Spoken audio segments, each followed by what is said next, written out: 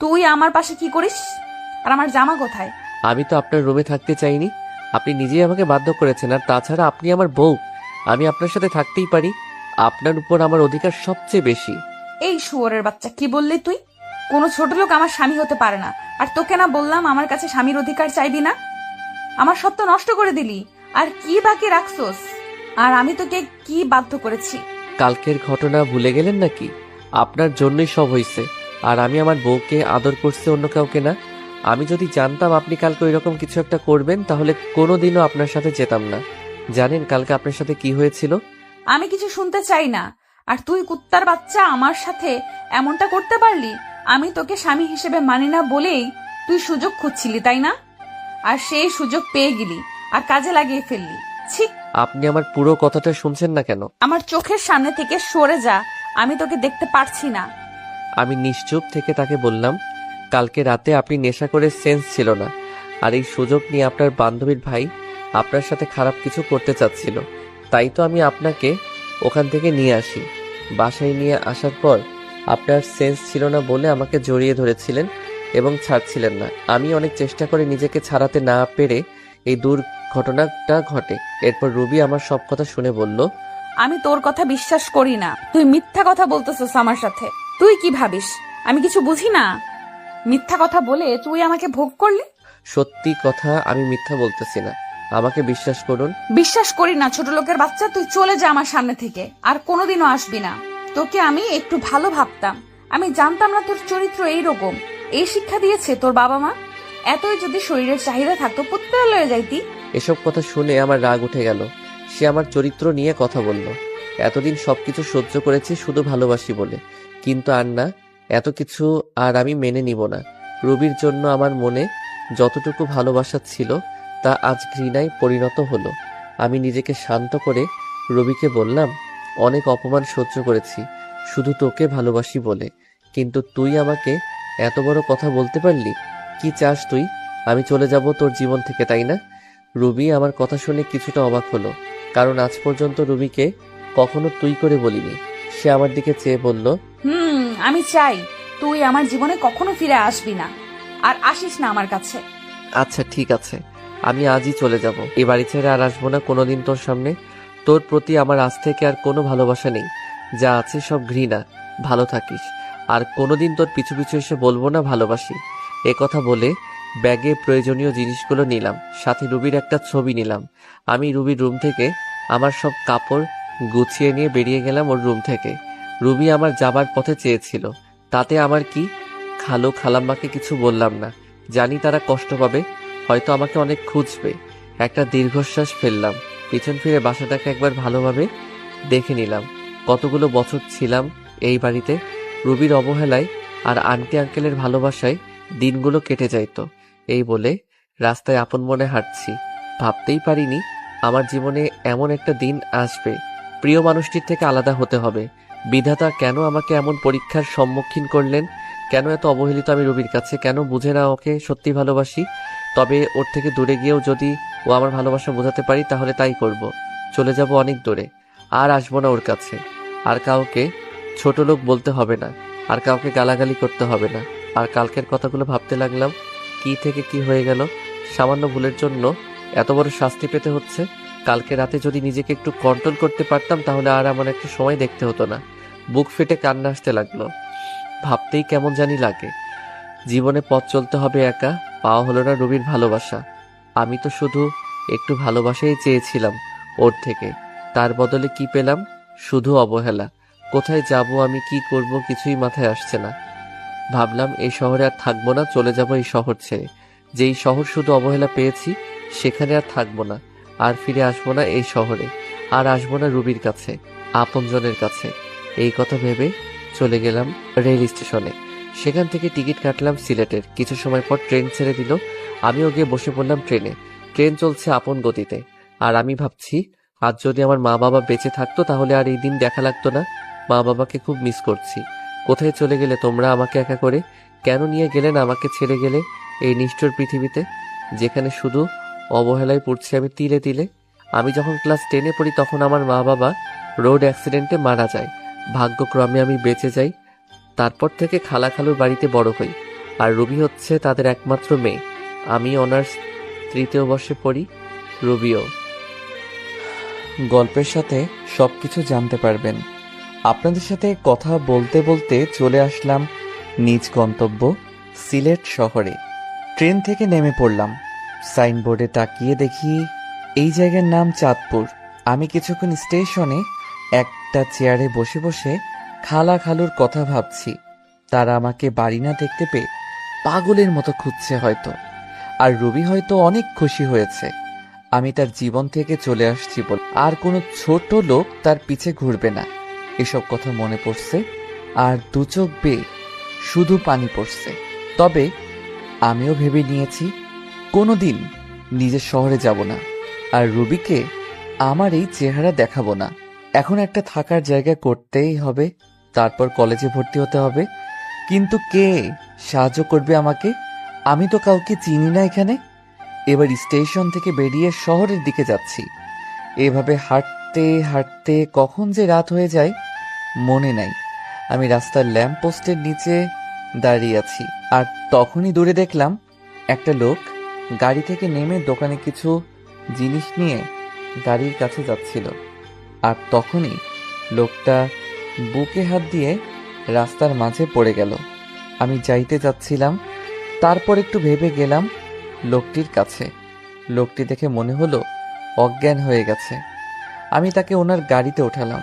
পাশের মানুষ প্রশ্ন করে জানতে পারলাম পাশে একটা হাসপাতাল আছে। তাকে ওই হাসপাতালে নিয়ে গেলাম। ডাক্তার নার্স এসে তাকে নিয়ে গেল।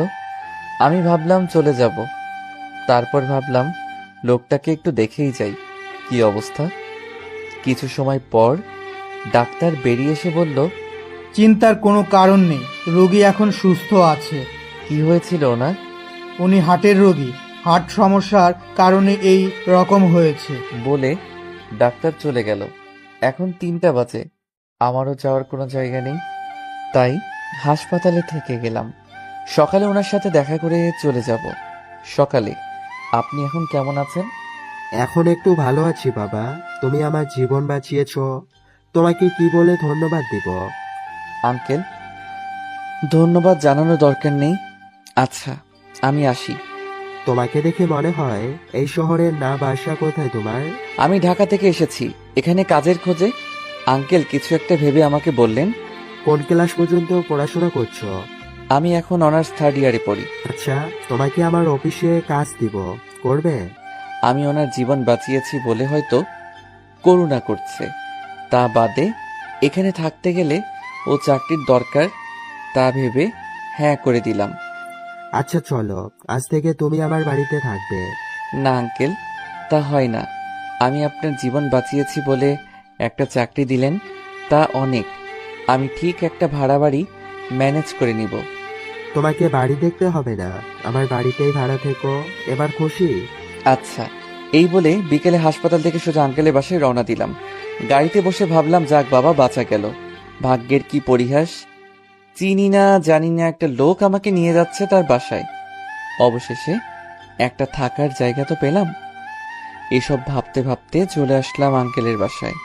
বাসাটা অনেক বড়, দেখে বোঝা যাচ্ছে আঙ্কেল বড় লোক, কিন্তু আমাদের মতো না। বাসার ভিতর ঢুকে আঙ্কেল সবাইকে ডাক দিল। সবাই আঙ্কেলকে দেখছে ঠিক আছে কিনা। আঙ্কেল সকালে ফোন করে সবাইকে বলে দিয়েছিল। আন্টি আমার কাছে এসে বলল, বাবা, তোমাকে অসংখ্য ধন্যবাদ। ধন্যবাদ দেওয়ার দরকার নেই, তা বাদে আঙ্কেল আমার জন্য আজ যা করলো তা এর কাছে কিছুই নয়। আচ্ছা বাবা, ওই উপরের তালা রুমটা তো থেকো, তুমি ওইখানে থাকবে। যাও, ফ্রেশ হয়ে আসো, সবাই একসাথে খাবার খাবো। আচ্ছা।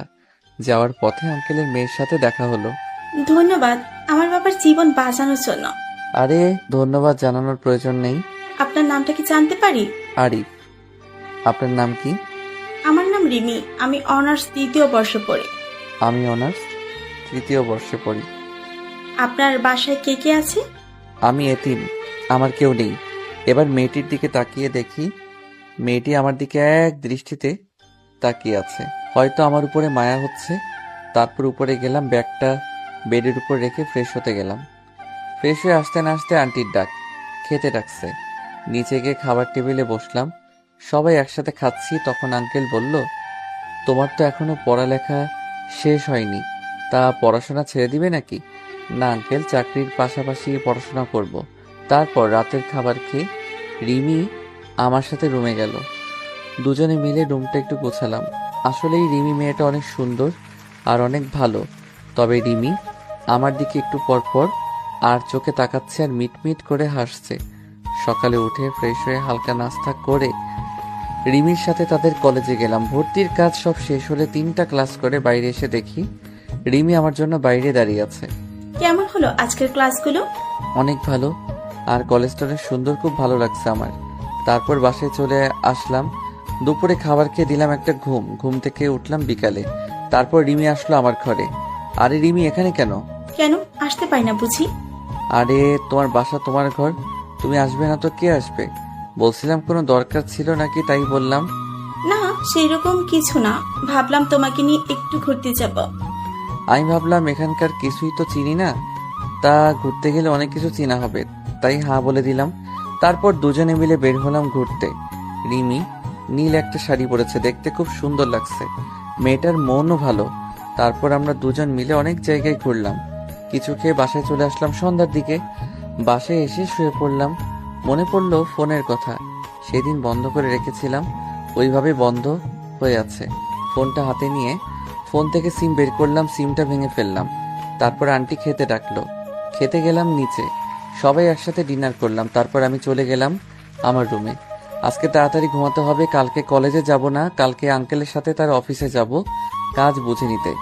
এই ভেবে ঘুমাতে যাচ্ছি, তাও ঘুম আসছে না। মনে পড়ে যাচ্ছে রুবির কথা। সে আমাকে যতই অবহেলা অপমান করুক না কেন, হাজার হয়েও সে আমার ভালোবাসার মানুষ। মানুষ প্রথম ভালোবাসার মানুষকে কখনো ভুলতে পারে না। আমার বেলাও তার বিকল্প হয় নাই। এই কথাগুলো ভাবছি আর চোখ দিয়ে পানি গড়িয়ে পড়ছে। এভাবে থাকতে থাকতে হারিয়ে গেলাম ঘুমের দেশে। চোখ খুলে দেখি 6টা বেজে গেছে। আমি উঠে ফ্রেশ হলাম, হয়ে রিমিদের ওখানে গেলাম। আসলে রিমিরা নিচে থাকে আর আমি দোতলায় থাকি। নিচে যেতে আন্টির সাথে দেখা, বসতে বলল। বসে থাকতে থাকতে একসময় আঙ্কেলও চলে আসলো। সবাই একসাথে বসে সকালে নাস্তা সেরে ফেললাম।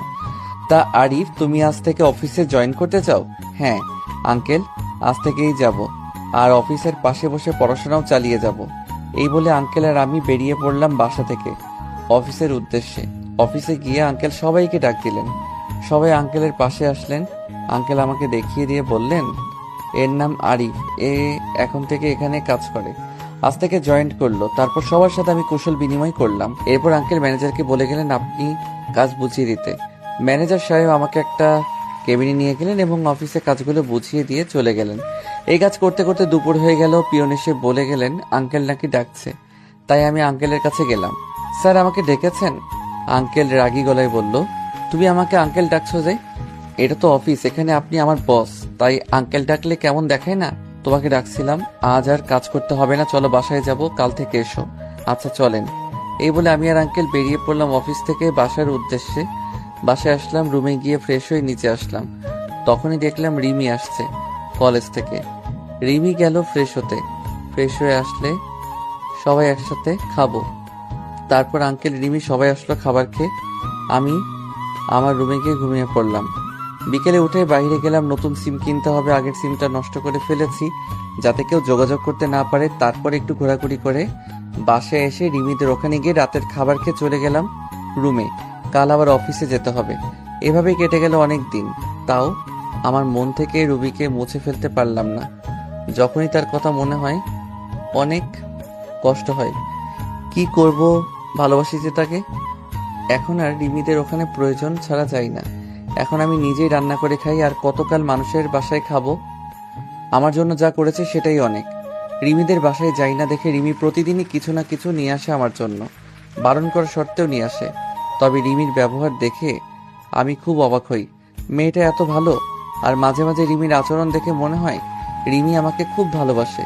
আমার কখন কি লাগবে সবসময় চোখে চোখে রাখবে, কেয়ার করবে, মিষ্টি শাসন করবে। রিমির মিষ্টি শাসন আর কেয়ারগুলো খুব ভালো লাগে। কিন্তু আমি যে তাকে ভালোবাসতে পারবো না। আমার মন যে অনেক আগে একজনকে দিয়ে ফেলেছি। দূরে আছি তো কি হয়েছে, দূর থেকেও মানুষকে ভালোবাসা যায়। একদিন আমি কলেজে এক মেয়ে বান্ধবীর সাথে কথা বলেছি আর সামনে গেটের দিকে যাচ্ছি। মেয়েটা আমার খুব কাছের মনে করে। সে আমার হাত ধরে হাঁটছে আর তখনই দেখি সামনেই রিমি, কিন্তু তার চোখ দিয়ে অনবরত পানি বের হচ্ছে। আমি আমার বন্ধুর কাছ থেকে বিদায় নিয়ে যেই রিমির কাছে যাব, তখনই রিমি আমাকে অনেক জোরে একটা থাপ্পড় মারলো। থাপ্পড় মেরে রিমি চলে গেল বাসায়, আর আমি মাথা নিচু করে দাঁড়িয়ে আছি।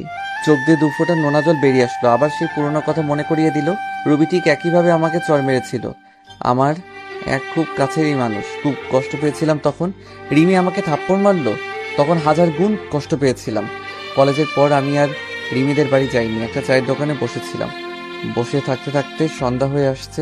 রিমি আমাকে থাপ্পড় মেরেছে, এই জন্য আমি কষ্ট পাইনি। রিমি আমাকে থাপ্পড় মেরে আমার পুরনো কথা মনে করে দিয়েছে, তাই খুব কষ্ট হচ্ছে। তাই বসে আছি আর সিগারেট খাচ্ছি। হঠাৎ করে ফোনটা বেজে উঠলো, হাতে নিয়ে দেখি রিমি ফোন করেছে, বাসায় যেতে বলছে। তাই আর বসে থাকলাম না, বাসার দিকে রওনা হলাম। কিছুক্ষণ হাঁটার পর বাড়ি চলে আসলাম। দরজার কাছে এসে দেখলাম দরজা আগে থেকে খোলা। আরে চাবি তো আমার কাছে, দরজা কে খুললো? ভিতরে গিয়ে দেখি রিমি। তাহলে রিমি খুলেছে। আসলে বাড়িওয়ালার কাছে আরেক সেট চাবি ছিল। রুমে ঢুকতে রিমি বলে উঠলো, কোথায় ছিলে তুমি?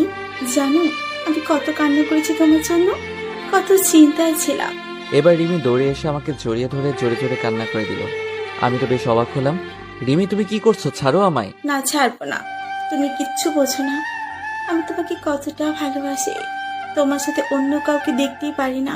আমি তোমাকে অনেক অনেক ভালোবাসি। রিমি, তোমার মাথা ঠিক আছে? কি বলছো এসব? পাগল হয়ে গেলে নাকি? হ্যাঁ, আমি পাগল হয়ে গেছি, তোমার প্রেমে পাগল। আমি তোমাকে ছাড়া বাঁচবো না। আমি তোমাকে ভালোবাসি না। আর সবচেয়ে বড় কথা, আঙ্কেল আমাকে অনেক বিশ্বাস করে এখানে নিয়ে এসেছে। আমি তার বিশ্বাস কখনো নষ্ট করব না। বাবার কথা বলছো? বাবাকে আমি বুঝিয়ে বলবো। তুমি যাই করো, আমি তোমাকে ভালোবাসতে পারবো না। তুমি যদি বেশি বাড়াবাড়ি করো তাহলে আমি এই বাড়ি ছেড়ে চলে যাব। না না, তোমাকে বাড়ি ছেড়ে যেতে হবে না, আমি চলে যাচ্ছি। এই কথা বলে রিমি কাঁদতে কাঁদতে চলে গেল। যা ভয় পেয়েছিলাম তাই হলো। যারে ভালোবাসি সে আমাকে ভালোবাসে না, আর যাকে ভালোবাসি না সে আমাকে ভালোবাসে। এরপর থেকে রিমির সাথে আর দেখা হয়নি, তাদের ওখানেও যাইনি। কি বলবো রিমিকে? আমি যে তাকে ভালোবাসতে পারবো না। আমি বিবাহিত। এই ভেবে কয়েকদিন চলে গেল। একদিন আঙ্কেল তাদের বাসায় যেতে বললেন, আমিও গেলাম। আরে তুমি আমার মেয়েকে বাঁচাও। কি হয়েছে রিমির? কয়েকদিন ধরে ঘর থেকে আর বের হয় না, খাওয়া দাওয়া কিছু করে না, শুধু বলে আরিফকে এনে দাও। বাবা, তুমি আমার মেয়েকে বিয়ে করো। না আঙ্কেল, এটা হয় না। আমি রিমিকে বিয়ে করতে পারবো না। আপনি আমাকে যে উপকারটা করেছেন তা আমি জীবন দিয়ে হলেও শোধ করতে পারবো না। কিন্তু আমি জেনে শুনে আমার জীবনের সাথে আরও একটা জীবন নষ্ট করতে পারবো না। কেন বাবা, কি হয়েছে? আমাকে একটু খুলে বলো। আমি বললাম রিমিকেও ডাক দিতে। তারপর আঙ্কেল আন্টি রিমি সবাইকে উদ্দেশ্য করে বললাম, আমি বিবাহিত। আমার এই কথা শোনার জন্য মনে হয় কেউ প্রস্তুত ছিল না। সবাই একসাথে বলে উঠল, কি? তুমি যে বললে তোমার কেউ নাই, তুমি এতিম, তাহলে? আসলে আমি এতিম হলেও আমার খালাখালুর বাড়িতে বড় হয়েছি এবং আমার বউ আছে। তাহলে তুমি এখানে কেন, পরিবার ছেড়ে? সে এক দুঃখের কাহিনী। শুনুন তাহলে। সবাইকে বলতে লাগলাম, আমি আরিফ। সবেমাত্র আমি এসএসসি পাশ করেছি। 4.97 পয়েন্ট পেয়েছি। আজ আমি অনেক খুশি। বাসায় থেকে বেরিয়ে রেস্টুরেন্টের উদ্দেশ্যে রওনা দিলাম, কারণ মিষ্টি তো নিতেই হবে। মিষ্টি নিয়ে বাসায় এসে সবাইকে খাওয়াইলাম। তারপর খাওয়া দাওয়া করে শুয়ে আছি। এমন সময় আমার ফোন চিল্লাচিল্লি করতেছে, মানে কেউ বা ফোন দিয়েছে। স্ক্রিনে তাকিয়ে দেখি মামুন ফোন দিয়েছে। রিসিভ করতেই, কিরে শালা, 4টা বাজতে চললো, আজ আড্ডায় আসবি না? ভুলেই গিয়েছিলাম। তোরা আয়, আমি আসছি। সবাই আসছি, তুই তাড়াতাড়ি আয়। আচ্ছা, 5 মিনিট অপেক্ষা কর। ওকে। তারপর ফোন কেটে দিয়ে আড্ডার দিকে রওনা দিলাম। আসলে মামুন, রহিম, মোকসেদ, নাজমুল, আমরা প্রাইমারি থেকে পরিচয়। আমরা ফ্রেন্ড। আড্ডায় এসে আমরা সবাই কথা বলতে লাগলাম। হঠাৎ রহিম বলতে লাগলো, সবাই শোনো, আমাদের গার্লফ্রেন্ড আছে, কিন্তু আরিফ তো সে নেই। বেচারা সারা জীবন মনে হয় একই রকম থাকবে হিজড়া হয়ে। হয় মনে হয়। শালারা, দেখ আমি কি করি তোদের গার্লফ্রেন্ডদের, ফোন দিয়ে কি বলি। দোস্ত দোস্ত, না রে, না রে, এবারের মতো মাফ করে দে, আর হবে না। ওকে, মনে থাকে যেন। সেই সময় আম্মুর ফোন আসলো। আমি ফোন বের করে বললাম, হ্যাঁ আম্মু বলো। তুই কোথায় আছিস? এই তো বন্ধুদের সাথে আড্ডা দিচ্ছি। এখন আর আড্ডা দিতে হবে না, বাসায় আয়, দরকার আছে। আচ্ছা। বন্ধুর কাছ থেকে বিদায় নিয়ে বাসায় আসলাম। এসে ফ্রেশ হয়ে খাবার টেবিলে বসলাম। তোর তো পরীক্ষা শেষ, আর তোর আব্বু অনেকদিন পর ছুটি পেয়েছে, তাই ভাবলাম তোর খালার বাড়ি থেকে ঘুরে আসবো। কি বলিস? আমার যে কি আনন্দ হচ্ছে, খালার বাড়ি যাব। আপনারা ভাবছেন খালার বাড়ির কথা শুনে এত আনন্দ হচ্ছে কেন? কার সেখানে গেলে আমার খালাতো বোন রুবির সাথে দেখা হবে, কারণ ওকে আমি ছোট্টবেলা থেকেই পছন্দ করি। আচ্ছা, কবে যাব আমরা? কালকেই সকালে তাড়াতাড়ি উঠিস। কিন্তু কে জানতো এর বের হওয়াই হবে আমার মা বাবার সাথে শেষ বের হওয়া। আমাদের গাড়ি অ্যাক্সিডেন্ট করলো। আমি গাড়ি পিছনের সিটে থাকায় কোনো মতে বেঁচে যাই, কিন্তু আমার মা বাবা আর বাঁচলো না। মা বাবা চলে যাওয়ার পর আমি অনেক ভেঙে পড়ি। তখন খালা খালু তাদের বাড়ি নিয়ে গেল এবং ওখান থেকেই বড় হই। খালা আমাকে নিজের ছেলের মতোই ভালোবাসতো, কিন্তু রুবি যাকে আমি ভালোবাসি সে ছিল খুবই অহংকারী। আমাকে সে পছন্দ করতো না, বলতে গেলে আমাকে দেখতেই পারতো না। আমাকে অনেক অবহেলা করে, কলেজে যেও আমার সাথে খারাপ ব্যবহার করে। এভাবে দিন পার করতে লাগলাম। এখন আমি ভার্সিটিতে পড়ি। একদিন আমার বন্ধু আমাকে বলে সে একটা মেয়েকে পছন্দ করে। আমাকে একটা লাভ লেটার দিয়ে বলল ওই মেয়েটাকে দিতে। আমার আবার ওই মেয়েটার সাথে ভালো সম্পর্ক ছিল, তাই লাভ লেটারটা নিয়ে ওই মেয়েকে ডাক দিয়ে চিঠিটা ওর হাতে দিলাম। সে সময় রুবি পাশ দিয়ে যাচ্ছিল। এসব দেখে মেয়েটার হাত থেকে চিঠিটা নিয়ে, তো সাহস কি করে হয় ওই মেয়েকে প্রেমপত্র দেওয়ার? আমি ইচ্ছা করে দেইনি। তোকে আর কিচ্ছু বলতে হবে না। তোদের মতো কিছু ছেলের জন্যই আজকে মেয়েরা সমাজে অবহেলিত। কয়েকদিন পর ভার্সিটিতে এসেই মেয়েদের প্রেমপত্র দেওয়া শুরু। জানি না সামনে আর কি করবি। তোকে দেখে তো মনে হয় একদম নিষ্পাপ বাচ্চা, কিন্তু তুই যে এমন একটা কাজ করবি তা তোকে দেখে কেউই বুঝতে পারবে না। আর শোন, আর কখনো কোনো মেয়ের সাথে এরকম করবি না। মাথা নিচু করে দাঁড়িয়ে আছি। অনেক ছাত্রছাত্রী দাঁড়িয়ে আমাকে দেখছে। কোনো কিছু না করে ও এইভাবে সবার সামনে অপমানিত হলাম। অবশ্য রুবির কাছ থেকে অপমানিত হওয়া আমার কাছে নতুন কিছু নয়। সেই ওর বাড়িতে আসার পর থেকেই অপমানিত হয়ে আসছি, বাবা মা মারা যাওয়ার পর থেকে। সরি বন্ধু, আমার জন্য তোর এমনটা হলো। আরে এসব কিছু মনে করিনি। চল। কলেজ থেকে বের হয়ে আসলাম আর ভাবতে থাকলাম রুবি কেন আমার সাথে এরকম আচরণ করে। বাসায় গিয়ে কিছু খেয়ে ঘুমিয়ে পড়লাম। পরের দিন ঘুম থেকে উঠতে একটু দেরি হয়ে গেছিল, তাই ভার্সিটি যেতে একটু দেরি হলো। কি ব্যাপার, এত দেরি হলো কেন? সরি স্যার, আর হবে না। আচ্ছা যাও।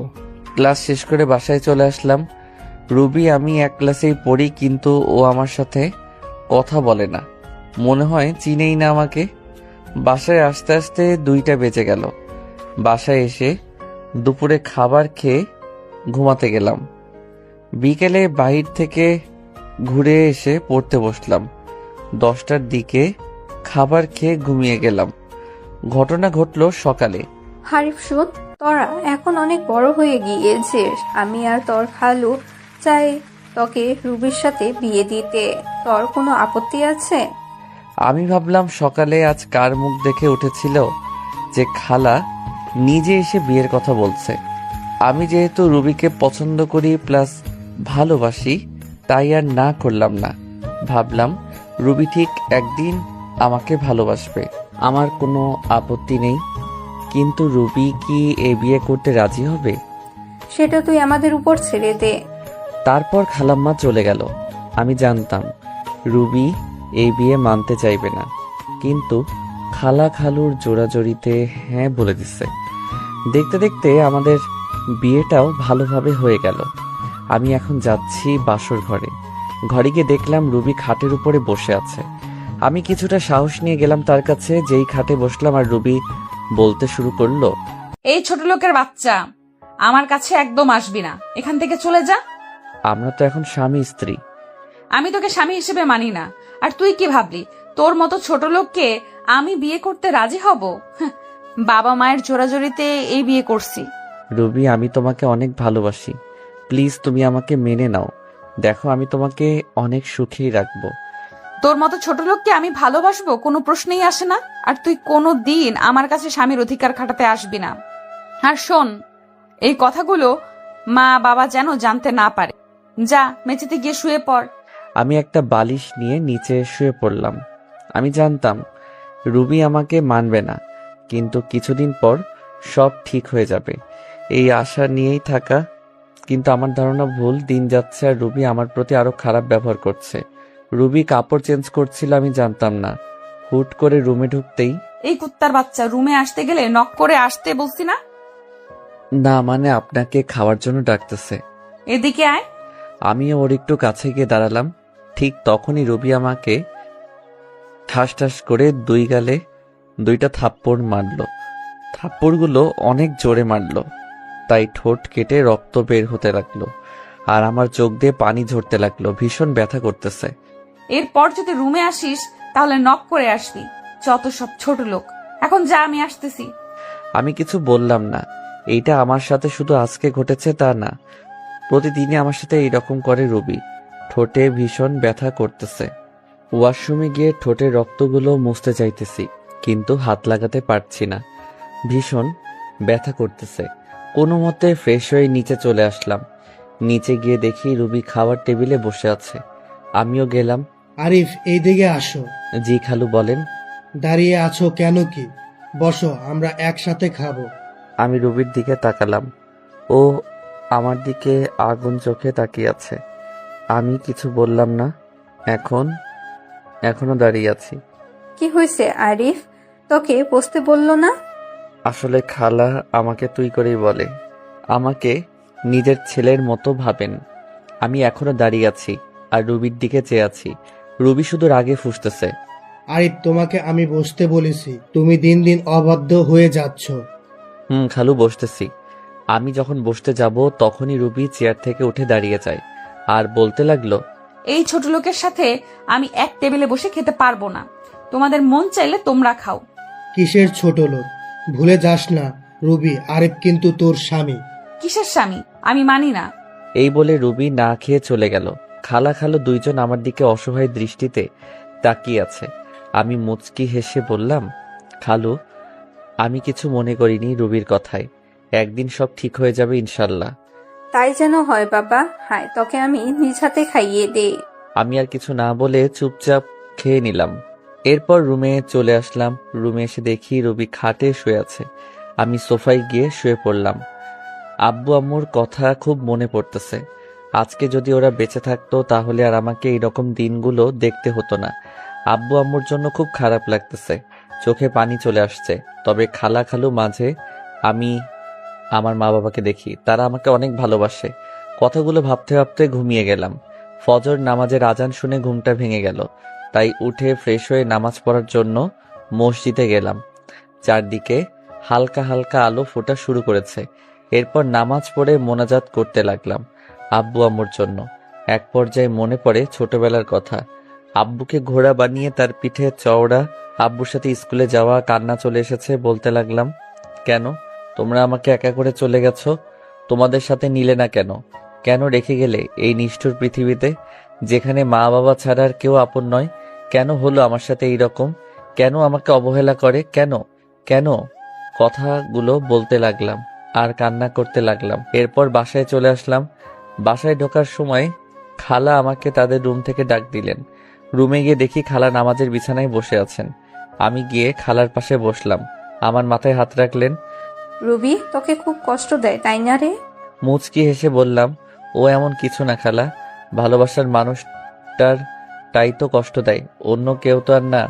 আমি সব বুঝি রে বাবা, তোর জন্যই খুব কষ্ট আমার। মেয়েটা কেন তোর সাথে এমন করে কিছু বুঝি না। কষ্ট এখন আর হয় না খালা, কষ্টগুলো এখন সহ্য করতে শিখে গেছি। দেখিস রুবি একদিন তোকে ভালোবাসবে। হুম। আচ্ছা তুই এখন রুমে যা, আর শোন রুবিকে ডেকে তোল, আমি নাস্তা তৈরি করতেছি। আচ্ছা খালা। এরপর রুবিকে ডাক দেইনি, কারণ ওকে ডিস্টার্ব করলে আবার আমার কপালে খারাপই আছে। ভালোবাসি তাই ওকে কিছু বলতেও পারি না। রুবিকে না ডেকে আমি কলেজে যাওয়ার জন্য রেডি হয়ে নিলাম। এরপর আবার নিচে চলে গেলাম, গিয়ে দেখি রুবি নিচে নাই। খালা, রুবি কই? কেন তোকে না বললাম ও ঘুম থেকে ডেকে তুলতে? ওহ খালা, ভুলে গেছি। আচ্ছা গিয়ে নিয়ে আয়। এরপর আমি রুবিকে ডাকতে চলে গেলাম। এরপর ডাক দিলাম কিন্তু কোনো উত্তর দিল না। আবার ডাক দিলাম, এরপর ওপার থেকে রুবি বলল, কি হয়েছে? সকালবেলা তো চিল্লাচিল্লি করছিস কেন? আপনাকে আন্টি ডাকছে, তাড়াতাড়ি নিচে আসতে, কলেজে যেতে হবে, পরে কিন্তু দেরি হয়ে যাবে। যা তো তুই, আমি আসতেছি, আর ডিস্টার্ব করবি না আমাকে। এরপর আমি আর কিছু না বলে চলে আসলাম। নিচে গিয়ে আমি নাস্তা করে নিলাম। এরপর রুবি নিচে আসতে লাগলো। আজকে খুব সুন্দর লাগতেছে, গোলাপি রঙের একটা ড্রেসে, কানের ফুল, চুড়ি আর হালকা লিপস্টিক, আর সব মিলিয়ে জাস্ট অসাম লাগতেছে। আমার হাঁ করে তাকিয়ে থাকা দেখে রুবি আমাকে বলল, কুত্তার মতো এভাবে তাকিয়ে আছিস কেন, শুয়োরের বাচ্চা? রুবির কথাটি সোজা গিয়ে আমার বুকে লাগলো। কি এক কপাল নিয়ে পৃথিবীতে এসেছি, নিজের বউয়ের দিকে তাকালেও গালি শুনতে হয়। ওই সময় শুধু চোখে পানি ছলছল করতেছে। আদিক্ষেতা না করে গাড়ি বের কর, কলেজে যাব। আমি আর কিছু না বলে গাড়ি বের করে রুবির জন্য অপেক্ষা করতে লাগলাম। কিছুক্ষণ পর রুবি আসলো। এরপর আমরা কলেজে চলে আসলাম। তুই গাড়ি পার্ক করে ক্লাসে চলে যা। যদি কোথাও যাস বা কারোর সাথে কথা বলিস তাহলে তোর অবস্থা খারাপ করে দিব। আমি শুধু মাথা নাড়ালাম। আমি খেয়াল করলাম ওর বান্ধবী ওকে বলতে লাগলো, রুবি তুই সব সময় আরিফের সাথে এই রকম করিস কেন? ছেলেটা কত স্মার্ট আর খুব ভালো, তাহলে কেন সব সময় অবহেলা করিস, কেন খারাপ আচরণ করিস? আর বড় কথা, ও এখন তোর স্বামী, তবুও কেন ওর সাথে খারাপ ব্যবহার করিস? কিসের স্বামী? হ্যাঁ, আর তোকে আমি বলে রাখলাম কোনো দিনও আমাকে কিছু শেখাতে আসিস না। আর এত যদি দরদ হয় তাহলে তুই ও ছোট লোকটাকে বিয়ে করে নে, তাহলে আমিও উদ্ধার হব। আমিও তো চাই, কিন্তু জানি ও তো তোকে ভালোবাসে। আমি হাজার চাইলেও আমার হবে না জানি, ওইটা আমি ভালোভাবে জানি। আরিফ আমাকে ভালোবাসে তুই কিভাবে জানিস? তোকে যদি ভালোই না বাসতো তাহলে তোর এত অবহেলা সহ্য করতো না, তোর এত খারাপ আচরণ মুখ বুঝে সহ্য করতো না। আফসোস, আরিফের মতো কেউই আমার জীবনে এলো না। ভালোবাসা না ছাই, ছোট লোকের আবার ভালোবাসা। এই বলে ওরা ক্লাসে চলে আসতে লাগলো। তাই আমি তাড়াতাড়ি করে ক্লাসে চলে আসলাম। রুবির কথাগুলোতে খুব কষ্ট পেলাম। এরপর ক্লাসগুলা শেষ করে চলে আসলাম বাড়িতে। এইভাবে কাটতে থাকে দিন, আর রুবির অবহেলা প্রতিনিয়ত সহ্য করতে হচ্ছে। ভালোবাসার মানুষটির অবহেলা কত কষ্টের তা যদি রুবি জানতো তাহলে আমাকে এইভাবে অবহেলা করতো না। বসে আছি নিজের রুমে, তখন রুবি আসলো আমার রুমে। আজকে সন্ধ্যায় আমার এক বান্ধবীর জন্মদিনের পার্টি আছে, আমার সাথে তুইও যাইবি, তাই তাড়াতাড়ি রেডি হয়ে নিস। যদি দেরি করিস তাহলে তোর কপালে খারাপই আছে। আমি শুধু মাথা নেড়ে হ্যাঁ সূচক উত্তর দিলাম। এরপর সন্ধ্যায় রেডি হয়ে গাড়ি নিয়ে বাহিরে অপেক্ষা করতে লাগলাম। রুবি আসতেছে, আজকে ও খুব সুন্দর লাগতেছে, কিন্তু ওই সৌন্দর্য আর দেখা হলো না। নিজেকে থেকে মুখ ফিরিয়ে নিলাম, জানি আমাকে এভাবে তাকিয়ে থাকতে দেখলে আবার গালি দিবে। কি হয়েছে? গাড়ি চালাস না কেন? এই তো চালাইতেছি। আমাদের কে কোথায় যেতে হবে? চলতে থাক, আমি বলতেছি কোথায় যেতে হবে।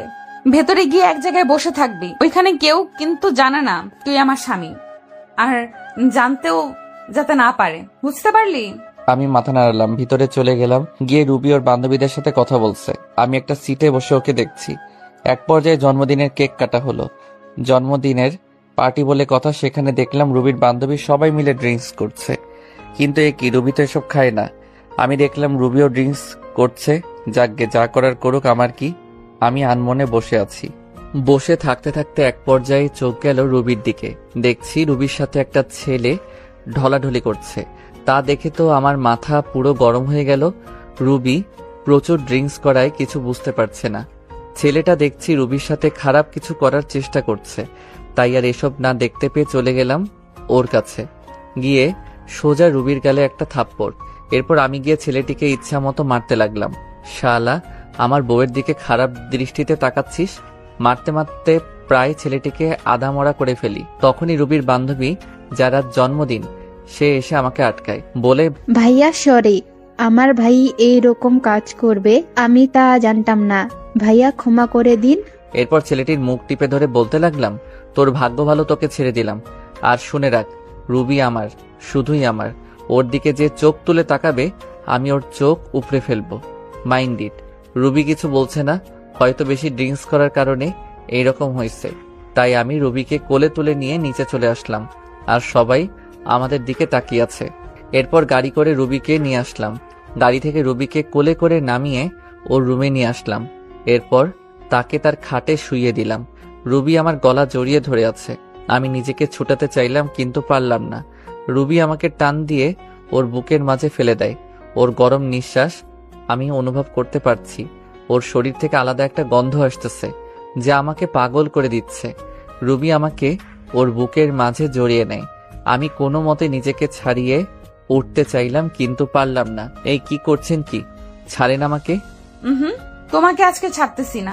মানে কি বলতে চান আপনি? দেখেন, আমাকে বলতে পারলাম না। রুবি আমার আর ওর ঠোঁট জোড়া এক করে নিলাম। আমি কিছু করতে পারছি না। আমার হাত পা ঠান্ডা হয়ে আসতেছে। আমি জানি রুবি এসব কিছু নেশার ঘরে করতেছে।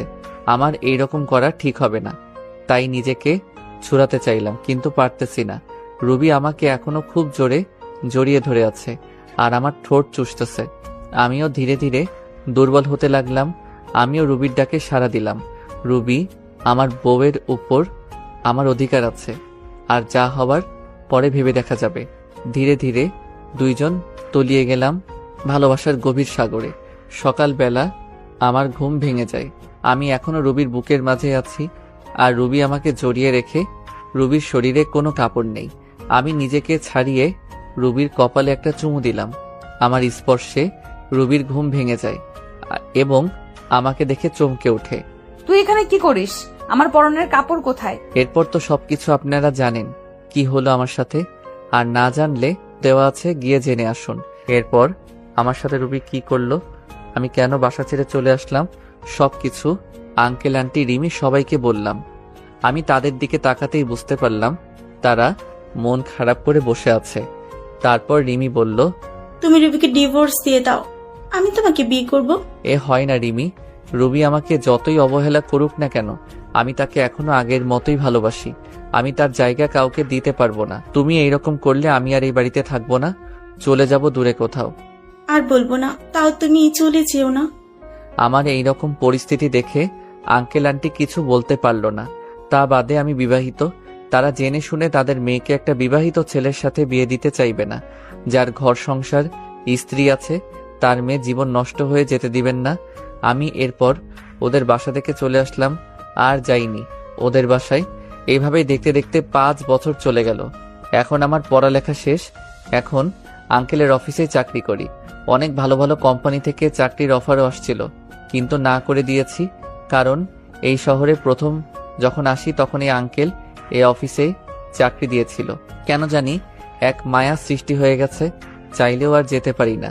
তবে এই অফিসে এখন অনেক বড় পদে আমি আছি। সেদিনের পর থেকে রিমি আর কখনো ভালোবাসার কথা বলে না। আগের থেকে রিমির সাথে আমার আরো ভালো সম্পর্ক তৈরি হয়েছে, তবে সেটা বন্ধুত্বর। রিমি পড়াশোনা শেষ করায় সেও এখন আমার এই অফিসেই কাজ করে, এমডির পদে। তার বাবার পরিবর্তে সে এই অফিসের এমডি। আমরা প্রতিদিন একসাথে করেই অফিসে যাই। আজ আমি প্রতিষ্ঠিত। আমার কোনো চিন্তা, কোনো চাপ নেই, আর কোনো অবহেলা নেই, কারো অপমান। আর কেউ ডাকে না ছোট্ট লোক বলে, কারো হাতে থাপ্পড় খেতে হয় না। তবে এই কয়েক বছরে আমার কয়েকবার রবির কথা মনে পড়ে। এমন কোনো রাত নেই যে আমার রবির কথা মনে পড়ে নাই। তবে নিজেকে এখন মানিয়ে নিতে শিখেছি। এমনিভাবে আমার দিন যেতে লাগলো। একদিন আঙ্কেল অফিসের সবাইকে এক জায়গায় করলেন, আর বলতে লাগলেন, এবার আমরা একটা বড় ধরনের প্রজেক্ট পেয়েছি, প্রায় 2 কোটি টাকার। তাই এই কাজটা আমি আরিফকে দিতে চাই। আরিফ, তুমি কালকে বেরিয়ে পড়ো। প্রজেক্টের কাজটা ঢাকায়। ঢাকা কথাটা শুনে আমার মাথা ধরে গেল। আমি বলতেও পারছি না যে এই কাজটা আমি করতে পারবো না। এত বড় প্রজেক্ট যে, তাই কিছু বললাম না। বাসায় এসে শুনলাম রিমিও যাচ্ছে আমার সাথে এই প্রজেক্টের কাজে। আঙ্কেল বলল, তোমাকে ওখানে থাকার কোনো চিন্তা করতে হবে না। রিমির ফুপুর বাড়ি ওখানেই তোমরা থাকবে কাজ শেষ না হওয়া পর্যন্ত। সকালে বের হব, তাই রাতে সবকিছু গুছিয়ে নিলাম এবং ঘুমিয়ে গেলাম। সকালে রিমি আর আমি রওনা হলাম ঢাকার উদ্দেশ্যে। রেল স্টেশনে গিয়ে টিকিট কাটলাম, সিলেট টু ঢাকা। কখনো ভাবতে পারিনি যে আবার ফিরবো ঢাকা। ভেবে নিয়েছিলাম আর কখনো যাব না, কিন্তু কি করার, ভাগ্যের যে লেখা আছে তাই হবে। রুবি হয়তো আজ নতুন সংসার করতেছে, আমার কথা ভুলেই গেছে। এবার রিমি আর আমি ট্রেনে উঠলাম, গিয়ে বসে পড়লাম নিজের সিটে। ট্রেন চলছে আপন গতিতে। ভাবতে ভাবতে কখন যে ঢাকায় পৌঁছে গেছি খেয়ালই করলাম না। প্রাণের শহর ঢাকা শহর। আজ 5 বছর পর আসলাম। 5 বছর কেটে গেল, আজ আবারও ঢাকা ফিরছি। সবকিছু অচেনা মনে হচ্ছে। দেরি না করে সোজা রওনা দিলাম রিমির ফুপুর বাসায়। আমাকে দেখে চিনতে পারিনি, আর চিনবেই বা কি করে। আমার পাশে রিমির দিকে তাকিয়ে দৌড়ে চলে আসলো রিমির কাছে। রিমিকে ধরে বলল, মা, তুমি যে আসবে আমি কখনোই কল্পনা করতে পারিনি। সেই ছোট্টবেলায় এসেছিলি, আর তো একবারও আসিসনি। আমাদের কথা মনে পড়ে না বুঝি? যা ফ্রেশ হয়ে আসো, আমি খাবার বেড়ে দিচ্ছি। আর হ্যাঁ, তোর পাশের ছেলেটা কে রে? ও আমাদের অফিসে কাজ করে, আর আমরা অফিসের একটা প্রজেক্টের জন্য এখানে এসেছি। ফ্রেশ হয়ে সবার সাথে দুপুরে খাবারটা খেয়ে শুয়ে আছি। এমন সময় রিমি এসে বলল, বিকেলে ফ্রি আছো? জবাবে হ্যাঁ অবশ্যই, তাছাড়া এখন তো আমার কোনো কাজ নেই, ফ্রি তো থাকবই। বলছিলাম কি ফুপু, বিকালে একটু ডাক্তারের কাছে যাবে? একা একা যাবে না, তাই আমাকে নিতে চাচ্ছে আমার সাথে, যদিও তুমিও যাও। আরে সমস্যা নেই, আমি তো ফ্রি আছি, গেলাম না হয় তোমার সাথে, সময়টাও কেটে যাবে। একা একা থাকতে কি আর ভালো লাগে? আচ্ছা, তুমি এখন রেস্ট নাও। বিকেলে রিমি একটা আকাশি কালারের শাড়ি পরছে, কাচের চুড়ি হাতে, চোখে কাজল দিয়ে আমার সাথে বের হয়েছে। ওকে দেখলে যে কোনো মানুষ প্রেমে পড়ে যাবে। ওকে দেখে রুবির কথা খুব মনে পড়ে গিয়েছে। যথারীতি ডাক্তারের চেম্বারে পৌঁছে গেলাম। রিমির ফুপুকে ডাক্তার দেখা শেষ, তারপরে চেম্বার থেকে বের হব, এমন সময় একজন শাড়ি পরা নারীর সাথে ধাক্কা খেলাম। এই যে মিস্টার, দেখে শুনে চলতে পারেন না? কণ্ঠটা খুব পরিচিত, মনে হলো পিছন ফিরে তাকাতে বড়সড় ধাক্কা খেলাম। মনের কষ্টটা আবার জেগে উঠল। এই যে রুবি সামান্য একটু পরিবর্তন হয়েছে শুধু, মেয়েদের বয়স ধরা খুব মুশকিল। তার নজর আমার দিকে পড়তেই অবাক দৃষ্টিতে তাকায় আমার দিকে, চোখ জোড়া ছলছল করতেছে। আরো অবাক হলাম, তার হাতে 3-4 বছরের একটা ছেলে, একদম রুবির মতো দেখতে হয়েছে। রুবির চোখ থেকে পানি পড়তেছে, আমি একদম স্পষ্ট দেখতে পাচ্ছি। এখানে বেশিক্ষণ থাকা যাবে না, তাহলে আমি যে আবার মায়ায় জড়িয়ে যাব। তাকে সরি বলে রিমিকে নিয়ে দ্রুত চেম্বার থেকে বেরিয়ে পড়লাম। এত বছরের কষ্টগুলো আমার ভেসে উঠল মনের ভিতর। নিজেকে কিছুতেই সান্ত্বনা দিতে পারছি না। রাতে বাসায় এসে কিছু না খেয়ে শুয়ে পড়লাম। আন্টি অনেক জোর করলো, খেলাম না আমি। সকালবেলা ঘুম ভাঙতেই দেখি রিমি নাস্তা হাতে নিয়ে দাঁড়িয়ে আছে। আমাকে দেখে বলল, রাতে তো কিছুই খাওনি, এখন একটু খেয়ে নাও। না করতে পারলাম না, নাস্তা খেয়ে বসে আছি। রিমি এসে বলল, ঘুরতে যাবে? একটু বাইরে থেকে ঘুরে আসি, তোমার মন ভালো হয়ে যাবে। অনিচ্ছা সত্ত্বেও রাজি হলাম। রিমিকে নিয়ে একটা নদীর ধারে বসে আছি, গাছপালা সমৃদ্ধ এই নদীর ধার।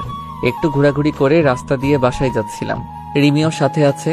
মেয়েটা খুব ভালো, আমাকে আপন মনে করে, এখন হয়তো ভালোবাসে আমাকে, কিন্তু সেদিনের ঘটনার পর থেকে আর কিছু বলে না। হয়তো ভয় বলে না, আমি চলে যাব বলেছিলাম। এমনই ভাবে হাঁটছি, এমন সময় পিছন থেকে কেউ বলে উঠল, কেমন আছো আরিফ?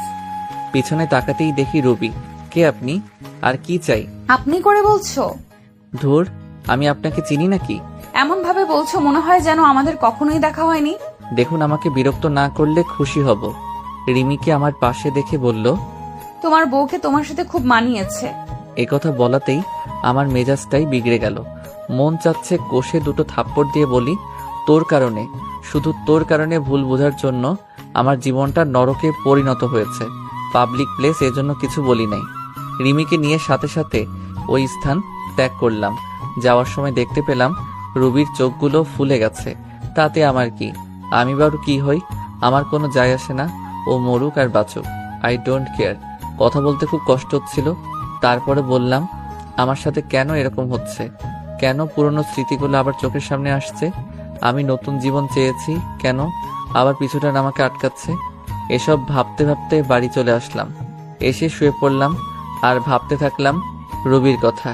কিছুই ভালো লাগছিল না। রুবির সাথে দেখা হয়ে আমার জীবনটা আগের মতো হয়ে গেল। খালি রুবির কথাই চিন্তা করছি। পরক্ষণে মনে হলো রুবি তো স্বামী, সংসার, ছেলে সব আছে, তাহলে কেন শুধু শুধু চিন্তা করছি? শত হলেও আমার প্রথম ভালোবাসা রুবি, ভুলে কি থাকা যায়? রুবির কথাগুলো ভাবতেছি, স্বার্থপরের মতো আমাকে একা করে দিল। বিনা দোষে আজ আমি নিঃসঙ্গ। হয়তো এটাই নিয়তি, আমার নিষ্ঠুর ভালোবাসা। সন্ধ্যায় বের হয়ে গেছি, অনেক রাতে বাসায় ফিরলাম। কলিং বেল বাজাতেই রিমি দরজা খুলে দিল। মনে হয় আমার অপেক্ষায় বসেছিল। একটা মেয়ে আমার খুব কেয়ার নিতেছে। আমার সেদিকে কোনো মনোযোগ নেই। আমার হৃদয়ে শুধু রুবিই থাকবে। এত রাতে বাইরে কি করছিলে? রাতে বাইরে থাকতে নেই, ফ্রেশ হয়ে এসো, আমি খাবার দিচ্ছি। আমি কিছুই বললাম না, চুপচাপ খাবার খেয়ে বিছানায় চলে এলাম। সকালে ঘুম থেকে উঠে ল্যাপটপটা হাতে নিয়ে দেখি একটা ইমেইল আসছে। সিন করতেই দেখি আমার ডিপার্টমেন্ট থেকে ইমেলটা এসেছে প্রজেক্টের কাজে। তাই রিমিকে বললাম তাড়াতাড়ি রেডি হতে, অফিসে যেতে হবে। রেডি হয়ে অফিসে রওনা দিলাম দুজনে। ওখানে যে আমি পুরাই শক খেলাম। আমার অফিসের এক্সিকিউটিং অফিসার যে রুবি, সেটা দেখে তো আমার মাথা খারাপ হয়ে গেল। এর সাথেই তাহলে আমার প্রজেক্টটা কমপ্লিট করতে হবে। যেখানে বাঘের ভয় সেখানেই সন্ধ্যা হয়। তারপর সবার সাথে আমরা পরিচয় হয়ে নিলাম। তারপর গেলাম রুবির কাছে। রুবি আমাকে দেখে চোখ বড় বড় করে তাকিয়ে আছে। হয়তো ভাবছে আমি এখানে কি করতে আসব। তারপর রুবিকে বললাম আমি হলাম আরিফ, আর আমার পাশে ও হচ্ছে নীলা। আমরা সিলেট থেকে এখানে আসছি এই প্রজেক্টের কাজে। ও আচ্ছা, সেই ব্যক্তিরা তাহলে আপনারা? এরপর কিছু কথা বলে চলে আসলাম। দুপুরে কাজ শেষে আমার ডেস্কে বসে আছি। এমন সময় একটা বাচ্চা ছেলের আনাগোনা দেখলাম। আরে এই তো সেই ছেলে যাকে রুবির সাথে আমি দেখেছি। আমি ডাক দিতে আমার কাছে আসলো। তোমার নাম কি বাবা? এখানে তুমি কার কাছে এসেছো? কেন? আম্মুর সাথে। আম্মু আমাকে প্রতিদিন এখানে নিয়ে আসে। তোমার আম্মুর নাম কি? রবি আক্তার। বুকটা ধপ করে উঠল। তাহলে এটা রবির সন্তান। চোখে জল এসে গেল। যদি সবকিছু ঠিক থাকতো তাহলে ছেলেটা আমার হতো। ছেলেকে কোলে নিয়ে একটা পাপ্পি দিলাম। আঙ্কেল, আঙ্কেল, আপনি আমাকে আদর করেন কেন? আপনাকে তো আমি চিনি না। মা বলেছে অপরিচিত কালো কাছে না দিতে। আজ থেকে আমরা বন্ধু। বলো মানুষ আবার বন্ধু হয় নাকি? হয় বাবা, হয়। আচ্ছা ঠিক, এখন আম্মুর কাছে যাই। আম্মু না হয় বকা দিবে। আচ্ছা যাও। রুবির কাছে রোহান যেয়ে বলল, আম্মু, আম্মু, আজ একটা লোক আমাকে খুব আদর করেছে আর বলেছে আমি নাকি তার বন্ধু। ও তাই বুঝি আমার সোনা বাবু? জানো আম্মু, লোকটা খুবই ভালো আর অনেক সুন্দর। সুন্দর মানুষ কি সুন্দরী বলে বাবা? আম্মু, স্কুলে প্রতিদিন সবার বাবা আছে, তাদেরকে কত আদর করলে আমার বাবা লাগবে না আম্মু? ছেলের কথা শুনে আমার বুকটা ফেটে যাচ্ছে। আমার নিজের দোষে আজ সন্তানকে বাবা নামক বটগাছের ছায়া থেকে বঞ্চিত করেছি। কি হলো আম্মু? তুমি কাঁদতো কেন আম্মু? রুবি আর কিছু বলে ছেলেকে বুকের সাথে জড়িয়ে ধরলো। মনে মনে বলতে লাগলো, তোর বাবা যে আর কোনোদিন আসবে না। অফিস শেষে সিঁড়ি দিয়ে নামতেছি আমি আর রিমি। এমন সময় রুবিও নামতেছে। আমাকে দেখে অবাক দৃষ্টিতে তাকিয়ে আছে। আমি দেখেও না দেখার ভান করে নামতে লাগলাম। আমি তা জেলাস করার লক্ষ্যে রিমির সাথে হেসে খেলে কথা বলতেছি আর নামতেছি। পিছন ফিরে দেখি যে রুবির চোখ দিয়ে পানি পড়ছে আর শাড়ির আঁচল দিয়ে মুছছে। বারে তাতে আমার কোনো যায় আসে না। স্বামী, সংসার, ছেলে নিয়ে তো ভালোই আছে। রাতে বাসায় ফিরে আসলাম। প্রতিদিনের মতো রিমি আন্টি আজও খাবার নিয়ে টেবিলে বসে আছে। আমাদের দেখে বলল, তোমরা ফ্রেশ হয়ে আসো, আমি খাবার দিচ্ছি। রাতে খাবার খেয়ে ঘুমের রাজ্যে হারিয়ে গেলাম। সকালে ঘুম ঘুম চোখে দেখি যে কেউ একজন ডাকছে। এই উঠো, অফিস যাবেন না? আমি চোখ খুলে দেখি যে রিমি দাঁড়িয়ে আছে। একটা আকাশি কালারের শাড়ি পরছে। শাড়িটাতে অনেক সুন্দর লাগছে। ও মনে হয় অফিস যাওয়ার জন্য একেবারে রেডি হয়ে আছে। আসলে অ্যালার্ম বাজে নাই তো আজকে, তাই একটু দেরি হয়ে গেছে। ওয়াশরুম থেকে ফ্রেশ হয়ে নিচে এলাম, দেখি যে আন্টি আর রিমি খাবার টেবিলে বসে আছে।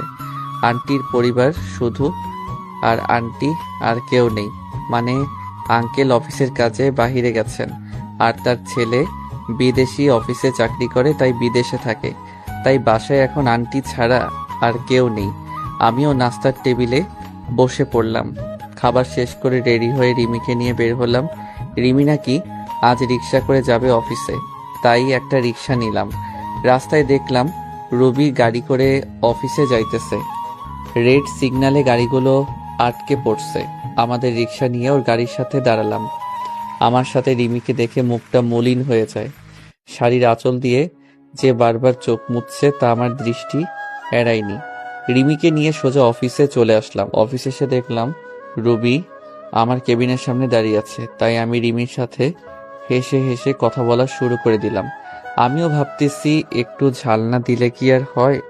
আমি সোজা রিমির গা ঘেঁষে বসে পড়ি আর হেসে হেসে কথা বলা শুরু করি। কথা বলছি আর রবির দিকে তাকিয়ে দেখি একেবারে তেলে বেগুনে ফুলে উঠছে। ও রাগ করলে আমার কি? রাগ সামলাতে না পেরে বলল, এটা অফিস, কোন রোম্যান্সের জায়গা নয়। রিমি দেখো না অফিসার ম্যাডাম কি বলে। আরিফ, তুমিও না? এ কথা বলে রুবিও চলে গেল। আমি ভেবে পাচ্ছি না রুবি আমায় দেখে ওরকম ব্যবহার করছে কেন। তার তো স্বামী আছে।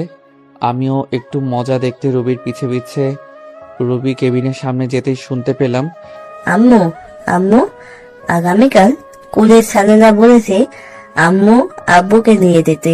তুমি তো প্রতিবারই বলো আব্বুকে নিয়ে দাও না। রুবির ছেলের এরকম কথা শুনে আমার জানার জন্য আগ্রহ হচ্ছে। রুবির ছেলে বলল তার বাবাকে স্কুলে নিয়ে যায় না। রুবির স্বামী কোথায়? কে বা রুবির স্বামী? না, আর ভাবতে পারছি না। আমাকে একটু খবর নিতে হবে। তারপর ওখান থেকে চলে আসলাম। ছেলের কথা শুনে রুবি অনেকটা কষ্ট পেল। তখনই তার মনে পড়ল, আরিফের তো বউ আছে। আমার ছেলেটাকে এখন বাবার পরিচয় দিলে সে মেনে নিবে না। না না, আমার ছেলেকে আমি দিব না। তার এই নিষ্পাপ মনে আমি কষ্টের দাগ লাগাতে দিব না। আমার ছেলে যদি জানতে পারে তার বাবার আরেকটা বউ আছে, খুব কষ্ট পাবে। আমি আমার ছেলেকে আঁকড়ে ধরে জীবন কাটিয়ে দিতে চাই। আরিফ আমাকে ক্ষমা করবে কিনা জানি না। আমার ভুলের জন্য বিধাতা প্রতিনিয়ত আমাকে কষ্ট দিতেছে। সারা জীবন আরিফের জন্য দোয়া করব, ও যাতে ভালো থাকে। এই বলে ছেলেকে বুকে নিয়ে নিঃশব্দে কাঁদতে লাগলো। আমি আমার কাজ করে চলছি। দুপুরে লাঞ্চ টাইমে সবাই ক্যান্টিনে খাওয়ার প্রস্তুতি নিচ্ছে। আমি যে রিমির সাথে বসলাম। আমরা তো কোনো টিফিন নিয়ে যাইনি, তাই বিরিয়ানি কিনতে গেলাম। তারপর বিরিয়ানি নিয়ে এসে বসলাম। আমার বিপরীত টেবিলে রুবি বসছে। আমার দিকে বারবার আর চোখে তাকাচ্ছে। রিমি আর আমি খাচ্ছি। হঠাৎ করে রিমির মুখে আমি লোকমা তুলে দিলাম। রুবির চোখ এড়ায়নি। রুবি সহ্য করতে না পেরে এখান থেকে উঠে গেল। এমন কেন করলো? রুবি চলে গেল কেন? সে গেল না আছে তাতে তোমার কি? সেও একদিন আমাকে অনেক কষ্ট দিয়েছিল। আমি টেবিলে বসলে সে উঠে চলে যেত, এক টেবিলে বসে খাবে না বলে। কি ভাবছো আরিফ? আরে কিছু না। এই, তুমি আমার মুখে লোকমা দিলে কেন? আমি কি তোমার বউ লাগি নাকি? ধুর, বউ হতে যাবে কেন? তুমি তো আমার বেস্ট ফ্রেন্ড, আর বেস্ট ফ্রেন্ডটা বউয়ের চেয়েও বেশি হয়। ই মা, তাই বুঝি? মারবো একটা। বরাবর 7 দিন মেডিকেলে থাকবা, বুঝলে? তাহলে তো ভালোই হয়, সেবা যত্ন করতে পারবা। তোমার সাথে আমি কথা বলে আর পারবো না। দুপুরের খাবার শেষ করে কেবিনে বসে আছি। অফিসটা একটু ঘুরে ঘুরে দেখতে লাগলাম। নতুন এসেছি, এখনো কিছুই দেখা হয়নি, তাই সব জায়গা ঘুরে ঘুরে দেখলাম। তারপর বাসায় চলে গেলাম। আগামীকাল সকালে আর অফিসে গেলাম না। রিমিকে বলে দিলাম তুমি যাও, আজকে যাব না। রিমিও যেতে চাইলো না, তাকে বুঝিয়ে পাঠিয়ে দিলাম। রিমি চলে গেল। আমি ফ্রেশ হয়ে নিলাম। এখানে আসা কয়েকদিন হয়ে গেল। ভাবলাম আজ রুবির বাসায় যাব। রুবি এখন অফিসে আছে, এই সুযোগে খালা খালুর সাথে দেখা করে আসব। রুবির ভুলের কারণে খালা খালুকে কেন দূর করে রাখবো? তারা আমাকে কত ভালোবাসতো, নিজের ছেলের মতো। তা বাদে কালকে রুবির ছেলের কথাটা ভাবলাম, গিয়ে দেখে আসি রুবির স্বামীকে। যেই ভাবা সেই কাজ। বেরিয়ে পড়লাম খালার বাসায়। বাসাটা সেই আগের মতোই আছে, কিছু চেঞ্জ হইছে, নতুন রং করছে মনে হয়। বাসার গেটে গিয়ে কলিং বেল চাপ দিলাম। কয়েকবার বেল চাপতেই দরজা খুলে দিল। আমি এক দৃষ্টিতে তাকিয়ে আছি খালার দিকে। খালা বলে উঠল, কাকে চাই? বলবেই না কেন? এই 5 বছরে আমি সেই আগের আরিফ নেই, দেখতে একেবারে বদলে গেছি। খালার বয়স হয়েছে তাই অতটা চিনতে পারছে না। খালা, আমি আরিফ। কথাটা বলার সাথে খালার চোখ পানিতে টলমল করছে। আরিফ বলে জড়িয়ে ধরল আমায়। আমিও কেঁদে দিলাম। কোথায় ছিলি বাবা তুই? জানিস আমরা তোকে কত খুঁজেছি। ওর খালু তো একেবারে ভেঙে পড়েছিল, তাকে না পেয়ে। কেন এইভাবে চলে গিয়েছিলি তুই? তোর আমাদের কথা মনে পড়েনি একবারও?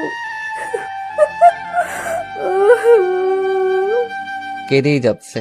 মনে পড়েছিল খালা, কিন্তু কি করব বলো, তখনকার পরিস্থিতি। আমি রুবিকে বলেছিলাম যে তার জীবনে আর ফিরে আসবো না। এখন তো রুবির বিয়ে হয়ে গেছে, স্বামী, ছেলে, সংসার সব হইছে, তাই আসলাম। তাই আবার ফিরে আসলাম। কি বলছিস তুই? রুবি বিয়ে হয়ে গেছে মানে? কেন, রুবি বিয়ে হয়নি? তার একটা ছেলেও তো দেখলাম। রুবির কোনো বিয়ে হয়নি, তুই ভিতরে আয়, বলছি সব তোকে। আমি ভিতরে গিয়ে বসলাম। খালার মুখ চেয়ে বসে আছি সবকিছু জানার জন্য। নীরবতা ভেঙে আমি বললাম, কি হলো খালা, বলো। তাহলে শোন, তুই যখন বাড়ি থেকে চলে গেছিস, রুবি তখন অনেক বেশি খুশি হয়েছিল। তার কয়েকদিন পর আমি দেখতাম রুবি সারাদিন কি যেন চিন্তা করতো আর কাঁদতো। খাওয়া দাওয়া ছেড়ে দিয়েছিল। আমি যখন জিজ্ঞাসা করি তখন বলতে লাগলো, মা, আমি একটা বড় ভুল করে ফেলেছি মা। আমার জন্য আরিফ এই বাড়ি ছেড়ে চলে গিয়েছে। কি বলছিস? যা বলবি খুলে বল। তারপর রুবি সেই দিনের রাতের কথা বলল।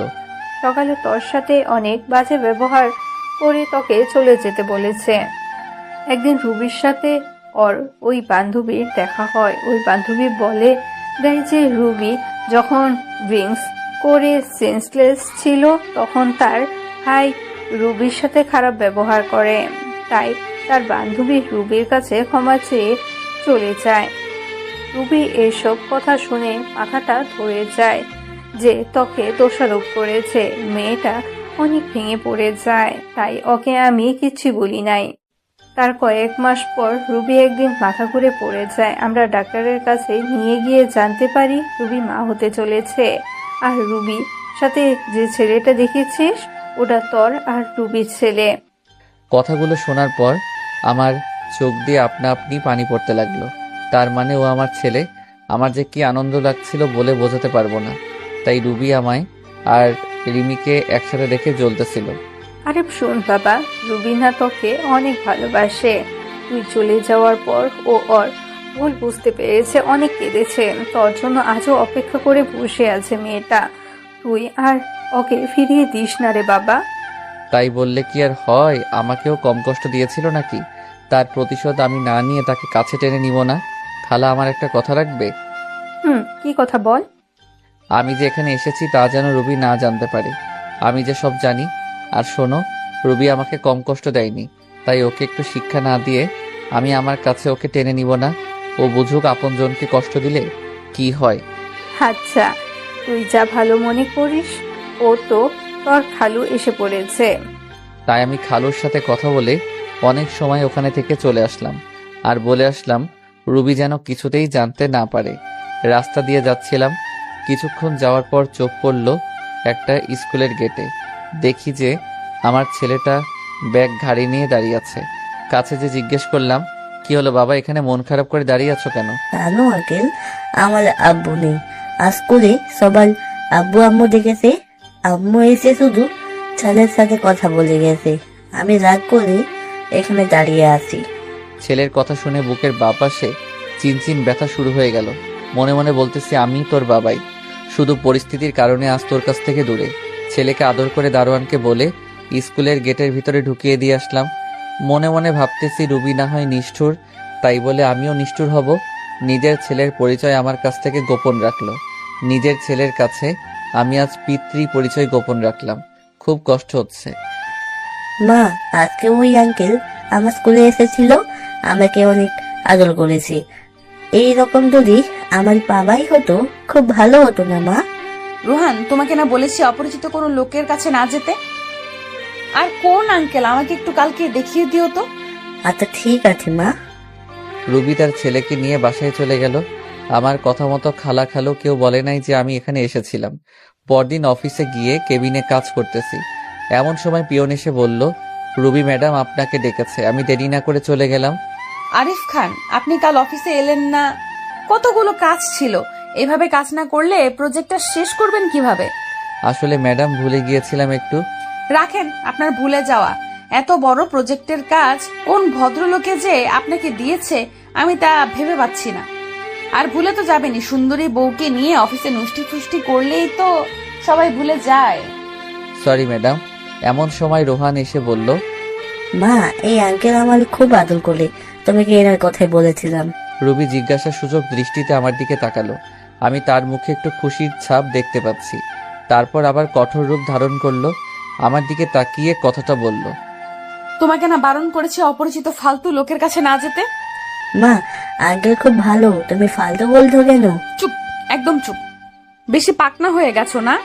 আর এই যে মিস্টার আরিফ, আপনি আমার ছেলের সাথে আর মিশবেন না, এই বলে দিলাম। মুহূর্তের মধ্যে মনটা খারাপ হয়ে গেল। ফালতু কি আমি নাকি তুমি নিজেই? রুবি, খুব বলতে ইচ্ছা করছে। রুবি, কি দেখছো তুমি আমার মাঝে ফালতুর মতো কার্যকলাপ? বলতে গিয়ে আর বললাম না। কেবিন থেকে এক বুক হতাশা নিয়ে বেরিয়ে আসলাম। মা হয়ে কেমনে নিজের ছেলেকে তার বাবার সাথে মিশতে দেয় না, খুব কষ্ট লাগছে। আচ্ছা, আমিও তোমাকে বুঝিয়ে দিব রুবি কষ্টের উপলব্ধিটা কেমন। অফিস শেষে রিমিকে বললাম আমার সাথে ঘুরতে যাবে নাকি। রিমিও রাজি হয়ে গেল। আমি আর রিমি একটা পার্কে বসে আছি। আমার মনটা খারাপ দেখে রিমি জিজ্ঞেস করলো, মন খারাপ কেন আরিফ? কই কিছু না তো, এমনি। আচ্ছা, একটা কথা বলো তো আরিফ। কি? রুবি ম্যাডাম কিছুদিন থেকে তোমাকে চোখে চোখে রাখছে। আমার সাথে হেসে হেসে কথা বলে প্রচুর রাগ হয়। সেদিন আমাকে জিজ্ঞেস করলো, তোমাদের আচরণ দেখে মনে হলো স্বামী স্ত্রী। কতদিন হয়েছে তোমাদের বিয়ে হওয়ার? আরো অনেক কথা বলেছে। আচ্ছা, তোমার সাথে রুবি ম্যাডামের কোনো সম্পর্ক আছে নাকি? আমি দীর্ঘশ্বাস ফেলে জবাব দিলাম, থাক না ওসব কথা। বলো না আরিফ। আমি তোমাকে আমার স্ত্রীর কথা বলেছিলাম না? রুবি সেই আমার স্ত্রী। কথাটা বলতেই রিমি অবাক হয়ে গেল। এই হচ্ছে তোমার বউ? আমি রুবিকে সব কিছু বলবো, ও তোমাকে মেনে নিবে। কিচ্ছু বলতে হবে না তোমাকে, যা করার আমি করব। তারপর রিমিকে বললাম, তুমি শুধু অফিসে আমার সাথে প্রেমের অভিনয় করবা, এতটুকু। অনেকক্ষণ নীরব থেকে রিমি মাথা নেড়ে হ্যাঁ জবাব দিল। রাতে দুজনে একসাথে বাসায় ফিরে আসলাম। খাওয়া দাওয়া শেষ করে বিছানায় শুয়ে পড়লাম। কি করব কিছুই বুঝতে পারছি না। ভাবতে ভাবতে ঘুমিয়ে পড়লাম। সকালে ঘুম ভাঙলো অ্যালার্মের শব্দে। তারপর রিমি ফুপু নাস্তা দিল, খেয়ে অফিসের উদ্দেশ্যে বেরিয়ে গেলাম। অফিসে পৌঁছে রিমিকে বললাম, তুমি ভিতরে যাও, আমি একটু পাশের দোকান থেকে আসছি। কিছু সময় পর অফিসে ঢুকলাম। গিয়ে দেখি রিমি আর রুবি বসে বসে কাজ করছে। এই জানো কি করছো ওখানে? তুমি এখানে কেন? চলো আমার কেবিনে চলো। রুবির দিকে তাকিয়ে দেখি রাগে লাল হয়ে গেছে, মনে হচ্ছে এখনই চিবিয়ে খেয়ে ফেলবে। ও বাবু, দেখছো না কাজ করছি, পরে যাব। এত বড় লোকটাকে বাবু বলছে। বিড়বিড় করে বলল, আচ্ছা জানো আমি এখন যাই। মা, একটা ফ্লাইং কিস ছুঁড়ে মারলাম। ভালো লাগছিল না, তাই অফিসের ছাদে গেলাম। গিয়ে দেখি আমার ছেলে একটা বল নিয়ে খেলছে। আমাকে দেখা মাত্রই আমার কাছে আসলো। তোমার আম্মু বকা দিবে না আমার কাছে আসছো যে? আম্মু অনেক পতা, আমার সাথে অনেক লাগ করে। তাই বুঝি বাবা, ছেলেকে নিয়ে ছাদে দাঁড়িয়ে আছি। এমন সময় রুবি আসলো ছেলের খোঁজে। তোমাকে না বলছি এখানে না আসতে? বাবু আসলে কেন? দাঁড়াও রুবি। অনেকটা অবাক হলো আমার কথা শুনে। এই সন্তান কার? আমার আর আমার স্বামীর। কেন, আপনার কি হয়েছে? তা তোমার স্বামীটাকে জানতে পারি? আপনাকে না জানলেও চলবে। আপনি কে হন যে আপনাকে বলবো? এই কথা শুনে নিজের রাগ কন্ট্রোল করতে পারিনি। ঠাস ঠাস করে দুটো বসিয়ে দিলাম। রুবির চোখ দিয়ে পানি পড়তেছে, গাল দুটো ফুলে লাল হয়ে গেছে। এই সন্তানটা কার? সত্যি করে বলো রুবি, না হয় আমার চেয়ে কেউ খারাপ হবে না। তোমাকে বলে কি লাভ? আর কি বা হও তুমি আমার? তাচ্ছিল্যের হাসি দিয়ে বললাম, ন্যূনতম যে স্ত্রী স্বামীকে মানে না, স্বামীর চরিত্রহীন বলে গালি দিয়ে বাসা থেকে বের করে দেয়, তার কপালে আর যাই হোক স্বামী জুটবে না। শুনলাম তোমার নাকি বিয়ে হয়নি, তাহলে এই ছেলেটা আসলো কোথা থেকে? না জানি কার সাথে কি করে বেড়াইছে। ছি! এ কথা বলার সাথে সাথে রুবি আমার কলার চেপে ধরলো আর বলতে লাগলো, মুখ সামলে কথা বলো আরিফ, আর একটাও বাজে কথা বললে খুন করে ফেলবো। আমি এক ঝটকায় নীলার হাত ছাড়িয়ে পিছন থেকে হাত দুটো মুচড়ে ধরে বললাম, সত্য কথা বললে তো গায়ে লাগবেই। আমার লাগছে, ছাড়ো প্লিজ। ছাড়ার জন্য তো ধরিনি। আগে বলো, আমার কথাটা সত্য নাকি মিথ্যা? রুবি চুপ করে আছে, তাহলে আমি ধরে নিব সব সত্য। তোমার যা ইচ্ছে মনে করতে পারো, প্লিজ আমার হাত ছাড়ো, লাগছে খুব। ওয়েট, এত অস্থির হচ্ছ কেন? সবে তো শুরু। আগে বলো, এই সন্তান কার? কি হলো বলো না কেন? আরে বলছো না কেন? কি হলো বলো। জোরে একটা ধমক দিয়ে বললাম। রুবি শুধু কেঁদেই চলেছে। আঙ্কেল তুমি মাকে ছেড়ে দাও, মা অনেক করতে পারতে। ছেলের কথা শুনে আর ধরে রাখতে পারলাম না, ছেড়ে দিলাম। রুবি ছাড়া পেয়ে ছেলেকে জড়িয়ে ধরে কাঁদতে লাগলো। শক্ত করে জড়িয়ে ধরে আছে, মনে হচ্ছে আমি ছো মেরে তার ছেলেকে নিয়ে যাব। রুবি ছেলেকে জড়িয়ে ধরে শুধু কেঁদে চলছে। আমি আবারও জিজ্ঞেস করলাম, রুবি এই সন্তানটা কার? কি হলো বলছো না কেন? ও বলবে বা কেন? নিশ্চয়ই কোনো আকাম কুকামের ফসল। রুবির চোখ দিয়ে শুধু পানি পড়ছে। আমি এই কথা বলে ওই স্থান ত্যাগ করলাম। অফিসে বসে নিজের কাজে মনোযোগ দিলাম। রুবি মনে মনে কথাগুলো বলতেছে। বলবো না আরিফ, আমি কিছুতেই আমার সন্তানের কথা তোমাকে বলবো না। এই সন্তান শুধুই তোমার। তোমাকে বললে আমার সন্তানকে তুমি নিয়ে যাবে। আমি মা হয়ে এটা কিছুতেই সহ্য করতে পারবো না। এই জীবনে আমার নিজের দোষে তোমার ভালোবাসা হারিয়ে আজ আমি নিঃস্ব। এই সন্তান এখন আমার একমাত্র সম্বল। আমি যে আমার ছেলেকে ছাড়া বাঁচবো না। মা তুমি কি ভাবতো? ওই আঙ্কেলটা তোমাকে কেন বলেছে? বলো না মা, বলো না। এতটুকু বাচ্চাকে কি বলবে রুবি? নিজের করা ভুলগুলো। আর এই অবুঝ বাচ্চা কি বা বুঝবে? কিছু না বাবা, এমনি তো কেউ মারে না মা। স্কুলে ছেলেরা পড়ানা দিতে পারলে খুব মারে। তুমি নিশ্চয় আঙ্কেলের কাছে পড়া দিতে পারো নাই, তাই তোমাকে মেলেছে। ছোট বাচ্চার মনের পরিধি যতটুকু সে হিসেব করে বলছে কথাটা। রুবি কিছু না বলে ছেলেকে কোলে করে নিচে নেমে এলো। আমি অফিসের কাজ শেষ করে বাসায় ফিরে আসলাম। এইভাবে কেটে যায় 1টি মাস।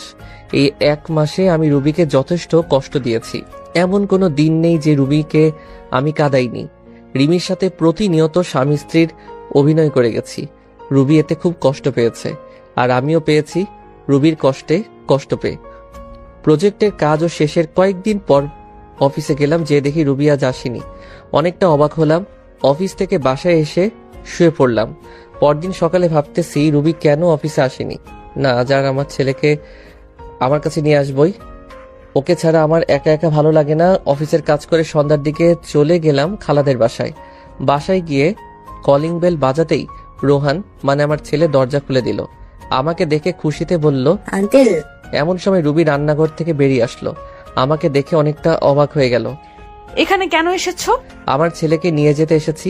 তুমি যতই ওর কাছ থেকে আমার পরিচয় গোপন করো না কেন, লাভ নেই। কে তোমার ছেলে? খবরদার আমার ছেলেকে ছোবে না। এটা আমারই ছেলে রুবি। না না মানে এক্ষুনি ডিএনএ টেস্ট করব। তোমার যাই ইচ্ছে করো, আমার ছেলেকে আমি কোথাও যেতে দিব না। এই বলে রোহানকে জড়িয়ে ধরলো রুবি। আমি হ্যাচকে একটা টান দিয়ে রোহানকে নিয়ে আসলাম নিজের কাছে। ওকে কোলে করে নিয়ে যাইতেছি, এমন সময় রুবির চিৎকার, আমার ছেলেকে নিয়ে যেও না প্লিজ। আমার বুক খালি করো না, ফিরিয়ে দাও আমার বাবা সোনাকে। আমি কোনো কথায় কান্না দিয়ে দরজার সামনে ছেলেকে নিয়ে এগিয়ে যেতে লাগলাম। রুবি আমার পায়ে পড়ে গেল। তোমার দুটি পায়ে পড়ি, আমার ছেলেকে নিয়ে যেও না। আমি হাত দিয়ে ধাক্কা দিয়ে রুবিকে সরিয়ে রোহানকে নিয়ে বেরিয়ে আসলাম। আঙ্কেল আমাকে কোথায় নিয়ে যাচ্ছ? আঙ্কেল না বলে আমাকে বাবা বলো। আমি তোমার বাবা। সত্যি বাবা? হ্যাঁ, আমি তোমার বাবা। ছেলেকে নিয়ে নিজের বাসায় ফিরে আসলাম। বাসায় আসতেই রিমি জানতে চাইলো, সব বলে দিলাম। রাতে খাবার খেয়ে শুয়ে পড়লাম। বাবা বলো। মা আমাকে ছাড়া কোনোদিন ঘুমাই না, আমাকে না পেলে মা মারা যাবে। ছেলের কথা শুনে বুকের ভিতর চিনচিন করে উঠল। রুবি যদি সত্যি কিছু করে ফেলে। এমনিতে যে রাগ, 7-5 না ভেবে রোহানকে নিয়ে রুবির বাসায় রওনা হলাম। বাসায় যে যা দেখলাম তা দেখার জন্য আমি মোটেও প্রস্তুত ছিলাম না। দরজা খুলে ভিতরে প্রবেশ করতে দেখি রুবি মেঝেতে পড়ে আছে। কপাল ফেটে একটু রক্ত বের হচ্ছে। হাত দিয়ে রক্ত পড়ছে, সম্ভবত শিরা কাটার চেষ্টা করেছে। দেরি না করে তাড়াতাড়ি কোলে তুলে নিয়ে বিছানায় শুয়ে দিলাম। কপালে হাত দিয়ে দেখি প্রচুর জ্বরে গা পড়ে যাচ্ছে। সারা রাত মাথায় জলপট্টি দিলাম। নিজ হাতে বাসায় রান্না করেছি। রুবিকে নিজের হাতে খাইয়ে দিলাম। আজ 5 বছর পর রুবির এতটা কাছে আসার সুযোগ পেলাম। অন্যরকম একটা ভালো লাগা কাজ করছে মনের ভিতর। কিন্তু রুবির এখনো জ্বর কমেনি। রাতে রুবির মাথার কাছে বসে আছি। এমন সময় জ্বরের ঘরে রুবি বলে উঠল, আরিফ আমাকে ছেড়ে চলে যাবে না তো? আমাকে ক্ষমা করে দাও, আমি ক্ষমার অযোগ্য জানি। চুপচাপ শুয়ে থাকো তো, জ্বরের ঘরে কি যা তা বকছো? এ কথা বলে উঠে যাব। এমন সময় রুবি আমার হাত ধরে এক ঝটকায় রুবির মুখের সামনে আমার মুখ নিয়ে এলো। রুবি আমার কলার চেপে ধরে আছে, ওর নিঃশ্বাস আমার মুখের উপর পড়ছে। একদম খুব কাছে অবস্থান করছি আমি, আর বলতে লাগলো, আর কত কষ্ট দিবে আমাকে বলো আরিফ, বলো। তুমি যখন অন্য মেয়ের সাথে হেসে খেলে কথা বলো, আমার প্রচুর কষ্ট হয়, মনে হয় যেন মারা যাই। আমি জানি তুমি রিমিকে বিয়ে করো নাই, আমাকে তুমি খুব ভালোবাসো, এটাও আমি জানি। তোমার জীবনে অন্য কাউকে আপন করে নেওয়ার আগে নিজ হাতে আমাকে মেরে ফেলো। আমি এই জীবন আর রাখতে চাই না। কষ্ট তোমার থেকে আমি বেশি পাচ্ছি। তোমার জীবনে নতুন কেউ আসলে আমি সহ্য করতে পারবো না। বিশ্বাস করো, এতদিন তোমাকে ছেড়ে থাকতে অনেক কষ্ট হয়েছে। আমি যখন আমার ভুল বুঝতে পেরেছি, সেদিন থেকে আমি তিলে তিলে শেষ হয়ে যাচ্ছি। এই 5 বছর প্রতিদিন আমি তোমার পথ চেয়ে বসে থাকতাম তুমি আসবে বলে, কিন্তু দেখো তুমি আসতে 5টি বছর লেগে গেল। আর যখন এলে তখন রিমিকে নিয়ে এলে। আমি ভেবেছিলাম তুমি বিয়ে করেছো, রিমি তোমার বউ। জানো, ওই দিন আমি আত্মহত্যা করতে গিয়েছিলাম, শুধুমাত্র আমার ছেলের কথা ভেবে, আর করি নাই। আমাকে শক্ত করে নিজের বুকের সাথে জড়িয়ে আছে, আমি আর ছাড়াতে পারলাম না। হয়তো জ্বরের ঘরে এসব বলতেছে। এসব ভাবতে ভাবতে কখন যে ঘুমিয়ে গেছি সেটাই টেরই পেলাম না। সকালে ঘুম ভেঙে দেখি যে রুবি আগের মতো আমাকে জড়িয়ে শুয়ে আছে। রুবির থেকে নিজেকে ছাড়িয়ে ওর কপালে হাত দিয়ে দেখি এখন আর জ্বর নেই। একটা স্বস্তির নিঃশ্বাস ফেললাম। রুবিকে না ডেকে ফ্রেশ হয়ে অফিস চলে গেলাম। আসলে খালা খালো কেউ নেই বাড়িতে, তারা নাকি গ্রামের বাড়িতে গেছে। সন্ধ্যায় রুবির বাসায় আসলাম। রুবির কোনো কথাবার্তা নেই, চুপচাপ আমাকে খাবার বেড়ে দিচ্ছে। আমি খেয়ে দে ছেলেকে আদর করে চলে আসবো, এমন সময় রুবির ডাক। আরিফ, বলো রুবি। তোমার কাছে একটা জিনিস চাইবো, দিবে? ধরে নাও আমার জীবনের এটাই শেষ ইচ্ছা। মনের ভিতর উলট পালট হয়ে গেছে কথাটা শোনার পর থেকে। মাথা চাপা কণ্ঠে জবাব দিলাম, কি জিনিস? একটা রাত, শুধু একটা রাত তোমার কাছে স্বামীর অধিকারটুকু চাই। জীবনের কিচ্ছু চাইবো না, শুধু একটা রাত চাই। কি বলছো এসব? তোমার মাথা ঠিক আছে তো? প্লিজ না করো না, আমার এই অপূর্ণ ইচ্ছেটা পূরণ করো। এই বলে রুবি আমার দিকে এগিয়ে আসলো। আমার পায়ের উপর পা দিয়ে আমাকে জড়িয়ে ধরে ঠোঁটে ঠোঁট মিশিয়ে দিল। আমিও নিজেকে আর কন্ট্রোল করতে পারলাম না। সারা রাত রুবি নিজেকে আমার কাছে বিলিয়ে দিয়েছে, আমি তাকে ভালোবাসা দিয়ে ভরিয়ে দেই। সকালবেলা ঘুম থেকে উঠে দেখি রুবি নেই, কিন্তু রুবি নেই আমার ছেলেটা পাশের রুমে দেখলাম। বাসায় তন্ন তন্ন করে খুঁজলাম, কিন্তু কোথাও নেই। গেলটা কই? আমার মনে হচ্ছে রুবিকে আমি হারিয়ে ফেলেছি। আমার নিঃশ্বাস বন্ধ হয়ে আসছে, মনে হচ্ছে দম বন্ধ হয়ে এক্ষুনি মারা যাব। রুবিকে খুঁজতে খুঁজতে টেবিলের দিকে চোখ পড়ল, দেখলাম একটা চিঠি। চিঠিটা খুলে পড়তে লাগলাম। আরিফ, তুমি যখন এই চিঠিটা পাবে, হয়তো আমি তোমার থেকে অনেক দূরে চলে যাব। আমি জানি তুমি আমাকে হয়তো কখনো ক্ষমা করতে পারবে না। তোমার উপর আমি যে দুর্ব্যবহার করেছি তা হয়তো ক্ষমার অযোগ্য।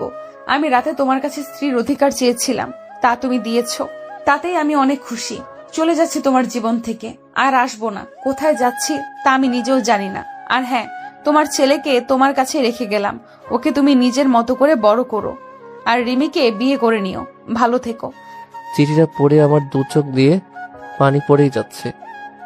মনে হচ্ছে আমার ভিতর থেকে কেউ কলিজা টেনে বের করে নিচ্ছে। আর দেরি না করে বেরিয়ে পড়লাম।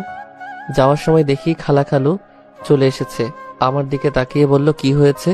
আমি শুধু বললাম, রোহানকে দেখে রেখো বলে বেরিয়ে গেলাম রাস্তায়। গোটা রাস্তা পাগলের মতো এপাশ ওপাশ খুঁজতে লাগলাম। প্রায় অনেক জায়গায় খোঁজা শেষ, এবার আশা ছেড়েই দিয়েছি। হাঁপিয়ে রাস্তায় বসে পড়লাম। কিছু সময় নিচে বসে থাকার পর সামনে চোখে পড়ল বাস স্টেশনের বেঞ্চের মেয়েটির দিকে। কি রুবির মতো আমি ভুল দেখছি না তো?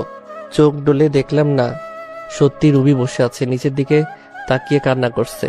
বাস এত সকালে ছাড়ে নাই, তাই মনে হয় বাসের অপেক্ষায় বসে আছে। আমি আর দেরি না করে দৌড়ে চলে গেলাম রুবির কাছে। গিয়ে বললাম, রুবি। আমার দিকে চেয়ে আবার মাথা নিচু করে আছে। রুবি, তুমি এইভাবে চলে আসলে কেন? কি হলো? কথা কানে যাচ্ছে না? বলো। মাথাটা খারাপ হয়ে গেল। বেঞ্চের থেকে টেনে দাঁড় করিয়ে দিলাম এক থাপ্পড়। গালে হাত, আমার দিকে চলো চোখে তাকিয়ে কেঁদেই যাচ্ছে। আমার আর তার কান্না সহ্য হলো না, টান দিয়ে বুকের সাথে মিশিয়ে নিলাম। কি ভেবেছো নিজেকে? যখন তখন আমাকে কষ্ট না দিয়ে তোমার ভালো লাগে না, তাই না? জানো না আমি তোমাকে কতটা ভালোবাসি? আর কি বললে, আমি রিমিকে বিয়ে করে নিব, তাই না? যদি রিমিকে বিয়ে করতাম তাহলে 5 বছর আগেই করতাম। আমার হৃদয় শুধু তুমি আছো, যে জায়গা আমি কাউকে দিতে পারবো না। শুধুমাত্র সামান্য ভুল বোঝার কারণে আজ আমাদের এই পরিণতি, সম্পর্ক ভাঙনের পথে। কিন্তু রুবি, একবারের জন্যই কি আমাকে বিশ্বাস করতে পারোনি সেদিন, নাকি তোমার ব্যর্থতা? রুবি ফুপিয়ে ফুপিয়ে কাঁদছে। আমাকে ক্ষমা করে দাও আরিফ, তুমি ক্ষমা না করলে আল্লাহ আমার উপর নারাজ হবে। আমি নিজের স্বামীকে অনেক কষ্ট দিয়েছি। আমি চোখের জল মুছে দিয়ে বললাম, পাগলি, এতে ক্ষমা চাওয়ার কি আছে? তোমার আরিফ তোমার উপর কোনো রাগ করে নেই, তোমার উপর অসন্তুষ্ট হয়নি। কথা দাও এইভাবেই ভালোবেসে যাবে তো সারা জীবন?